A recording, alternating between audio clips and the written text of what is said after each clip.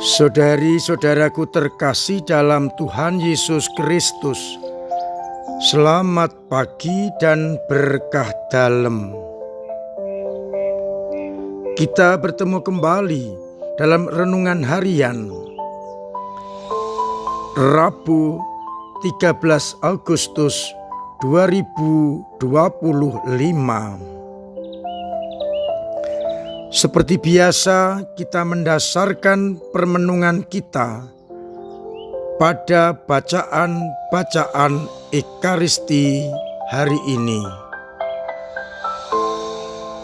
Bacaan yang pertama dari kitab Ulangan bab 34 ayat 1 sampai 12. Dikisahkan dalam bacaan itu bagaimana sebelum meninggal Musa naik ke atas puncak gunung, yakni Gunung Nebo, dan diperlihatkan oleh Allah tanah terjanji, seluruh negeri Kanaan.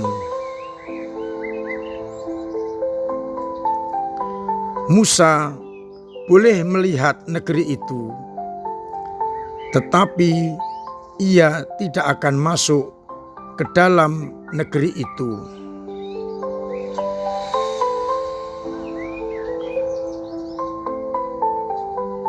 Musa akhirnya tutup usia dan orang-orang Israel meratapinya. Sampai hari ini tidak ada orang yang lebih besar dari Nabi Musa, hamba Allah. Namun mereka dihibur karena kepemimpinan Yosua yang melanjutkan Musa membawa umat Israel masuk ke tanah terjanji. Pada bacaan Injil ada 3 hal yang mau disampaikan oleh Yesus. Yang pertama adalah soal pengampunan.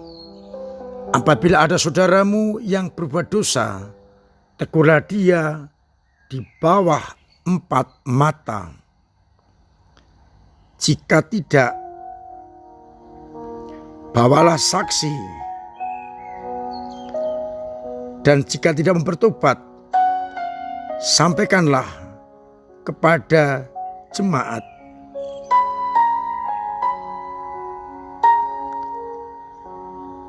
Dan kalau juga tidak mau, anggaplah ia orang yang tidak mengenal Allah.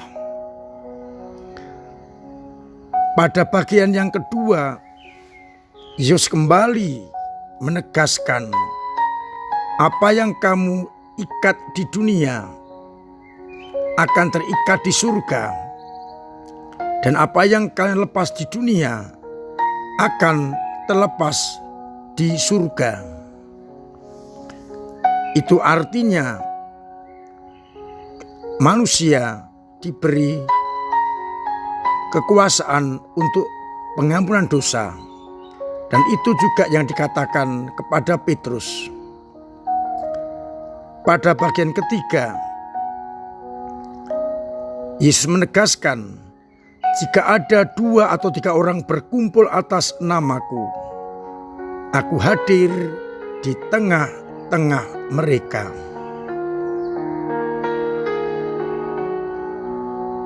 Dan kalau 2 atau 3 orang berkumpul meminta atas namaku, maka apapun permintaan mereka akan dikabulkan oleh Bapa-Ku yang di surga. Saudara-saudaraku terkasih, Allah menepati janjinya membawa umat terpilih masuk ke tanah perjanjian. Siapapun yang memimpin orang Israel tidak menjadi penting, karena pemimpin mereka adalah Yahweh sendiri. Baik Musa, Yosua, dan nabi-nabi itu adalah sarana Tuhan, sarana Yahweh untuk menunjukkan kepemimpinannya kepada umat. Maka umat diharapkan beribadah, menyembah, dan taat kepada Yahweh yang firman-Nya disampaikan lewat para pemimpin. Maka sekalipun Musa meninggal, umat akan dibawa masuk ke tanah terjanji sebagai kepenuhan janji Allah kepada Abraham, bahwa ia akan diberi tanah, keturunan, dan berkat. Maka diharapkan umat tetap berpegang teguh pada kehendak Allah yang disampaikan lewat pemimpin-pemimpin atau nabi-nabinya. Demikian juga kita, hendaknya tetap percaya kepada Allah lewat para pemimpin gereja yang diberikan kepada kita. Harapannya kita membangun relasi dan juga menanggapi kepenuhan janji Allah lewat pertobatan kita, lewat hidup baik di hadapannya, dan lewat Dia yang kita andalkan. Penyerahan diri hanya kepada Allah. Dari bacaan Injil, pesannya sangat jelas. Kita diajak untuk membantu orang lain di dalam menyadari pertobatannya. Maka apabila ada yang berbuat dosa atau menyimpang dari kehendak Allah, kita menegur dari kedalaman hati dan bukan karena benci. Kita tegur dari hati ke hati empat mata. Kalau tidak, kita minta tolong orang lain agar orang lain juga menasihati. Dan kalau memang akhirnya tidak mau, kita serahkan kepada Allah. Biar Allah yang mengingatkan. Sudahkah aku berani membantu orang lain dengan berani menegur bila mereka salah demi keselamatan, bukan kebencian?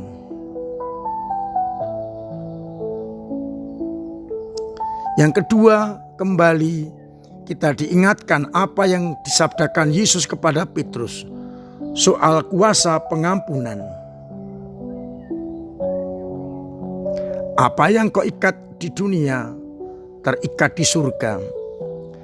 Apa yang kau lepaskan di dunia akan terlepas di surga. Itu akhirnya terwujud di dalam sakramen pengakuan dosa, sakramen tobat, di mana para pemimpin gereja diberi kuasa oleh Allah. Maka kita mencoba untuk memanfaatkan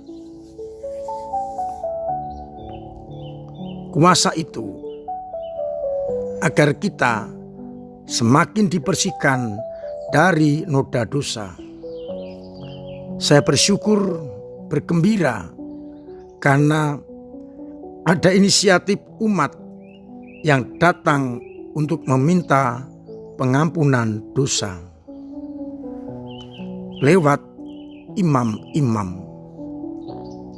Ini menunjukkan kesadaran bahwa mereka perlu untuk terus membersihkan diri dari dosa-dosa yang ia lakukan, dan Allah akan mengampuninya. Bagian ketiga, kita bersyukur bahwa di mana ada 2 atau 3 orang berkumpul dan berdoa atas nama Yesus, maka doanya akan dikabulkan. Sebagai komunio, kita berkumpul berdoa. Maka saya mengajak kita galakkan kembali doa-doa keluarga. Orang tua dan anak-anak dan cucu berkumpul untuk berdoa. Dan doa kita akan didengarkan oleh Allah. Kita mulai kembali dalam komunitas, dalam keluarga, kita berdoa atas nama Yesus, berkumpul dan memohon, dan dijanjikan aku hadir dan doa-doanya akan dikabulkan oleh Bapa di dalam surga. Maka mari kita mulai kembali. Kita biasakan untuk doa bersama. Dan waktu yang tepat biasanya bisa berkumpul adalah sebelum tidur atau sesudah makan malam. Mari kita bersama-sama terus membangun relasi dengan Allah agar akhirnya kita semakin berkenan kepadanya.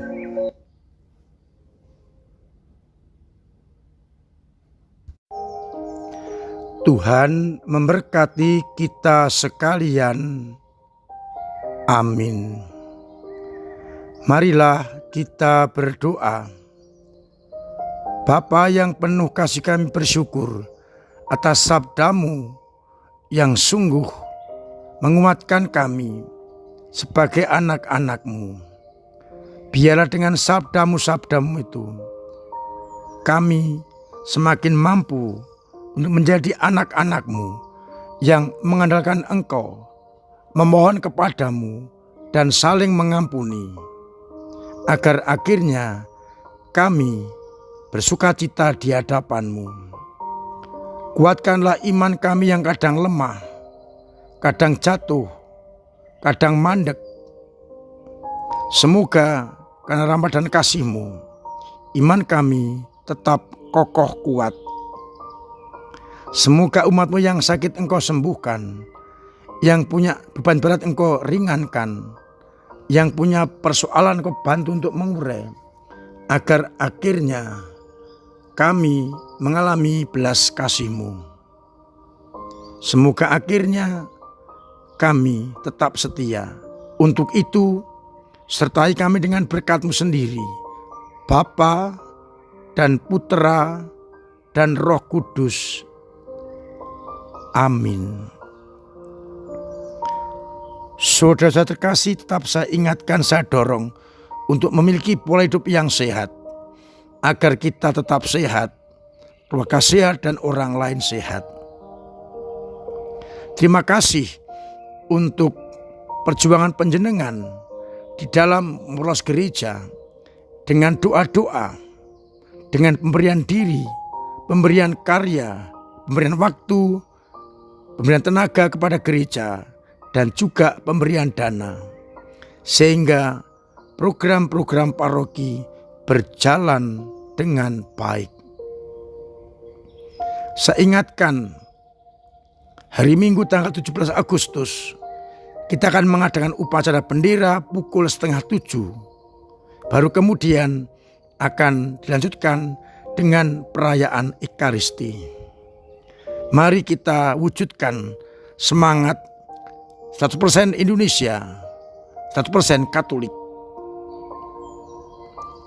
Terima kasih kepada ketua-ketua lingkungan, ketua-ketua wilayah, ketua-ketua paguyuban, kabit-kabit, DPPH, timpel-timpel, prodiakon, dan semua saja yang berkontribusi bagi gereja, sehingga gereja kita semakin berkembang.